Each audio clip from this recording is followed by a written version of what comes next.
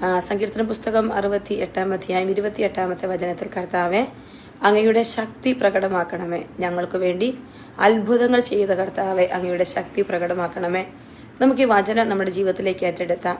ദൈവത്തിന്റെ ശക്തി പ്രകടമാകാൻ വേണ്ടിയാണ് നമ്മളെല്ലാവരും പ്രാർത്ഥിക്കുക. അത് പല വിധത്തിൽ ജപമാലകൾ ചൊല്ലിയും വചനങ്ങൾ വായിച്ചും കുർബാനയിൽ പങ്കെടുത്തും എല്ലാം നമ്മൾ പ്രാർത്ഥിക്കുക.